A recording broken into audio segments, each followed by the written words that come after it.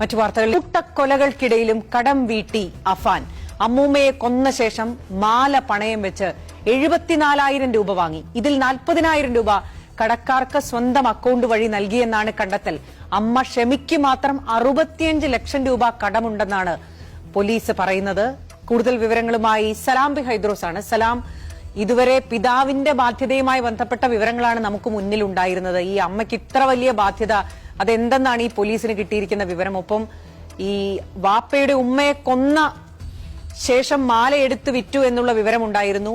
പ്രതി പണം എന്തിനൊക്കെ ഉപയോഗിച്ചു എന്നുള്ള വിവരമാണ് പോലീസിന് കിട്ടിയിരിക്കുന്നത്. നിമ്മി, ഈ ക്രൂരമായ ഈ കൊലപാതകങ്ങൾക്ക് കാരണമായി അഫാൻ പറയുന്ന ന്യായങ്ങൾ അത് ഏതാണ്ട് ശരിവെക്കുന്ന തരത്തിലാണ് ഇപ്പോൾ അന്വേഷണം മുന്നോട്ട് പോകുന്നത്. അല്പം മുമ്പ് ഈ അന്വേഷണ സംഘത്തിലെ ഉയർന്ന ഉദ്യോഗസ്ഥരുമായി നമ്മൾ സംസാരിച്ചിരുന്നു. ഏതാണ്ട് ഈ അഫാൻ 2 ദിവസം മുമ്പ് വൈകിട്ട് 6:30 വെഞ്ഞാറമൂട് സ്റ്റേഷനിലെത്തി പോലീസിനോട് അഫാൻ പറഞ്ഞ കാര്യങ്ങൾ ഏതാണ്ട് ശരി എന്നാണ് ഇപ്പോൾ സ്വന്തം നിലയിൽ പോലീസ് നടത്തിയ അന്വേഷണത്തിൽ വ്യക്തമാവുന്നത്. അതായത് ജീവിതം മുന്നോട്ട് പോകാൻ കഴിയാത്തൊരവസ്ഥയിലാണ്. വലിയ സാമ്പത്തിക പ്രതിസന്ധിയാണ് കുടുംബത്തിനുള്ളത്.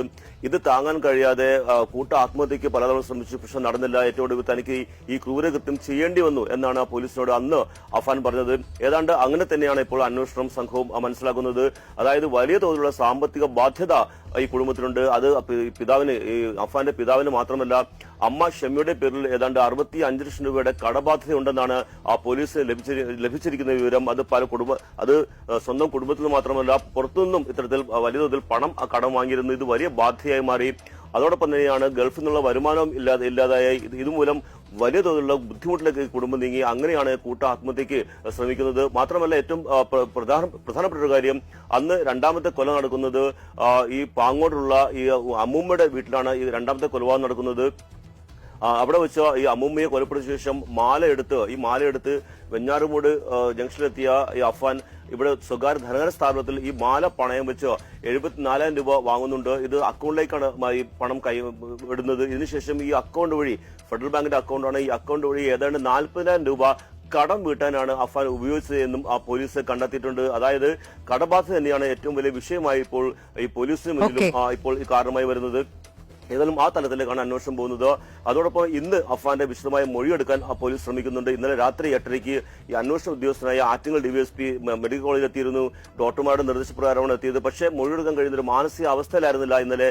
അതുകൊണ്ട് 1 മണിക്കൂർ കാത്തുനിന്ന ശേഷം ഡിവൈഎസ്പി മടങ്ങുകയാണ് ചെയ്തത്. ഇന്ന് വീണ്ടും അഫാന്റെ മൊഴിയെടുത്തുകൊണ്ട് ഇപ്പോൾ പോലീസ് സ്വന്തം നിലയിൽ ശേഖരിച്ച വിവരങ്ങൾ കൂടി കൺഫേം ചെയ്യാനും അത് തന്നെയാണ് ഉറപ്പിക്കാനുള്ള ശ്രമത്തിലാണ് ഇപ്പോൾ പോലീസ് ഉള്ളത്. നിമ്മി, ശരി സലാം.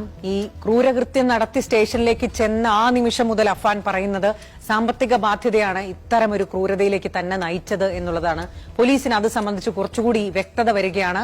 അഫാന്റെ മൊഴി കൂടി പരിശോധിച്ച ശേഷമാകും പോലീസിന് ഉറപ്പിക്കാനാവുക. എന്തായാലും 3ാം ദിവസമാകുമ്പോൾ വലിയ ബാധ്യത നാട്ടിലടക്കം കുടുംബത്തിനുണ്ടായിരുന്നു എന്നുള്ള നിഗമനം പോലീസിനുണ്ട്.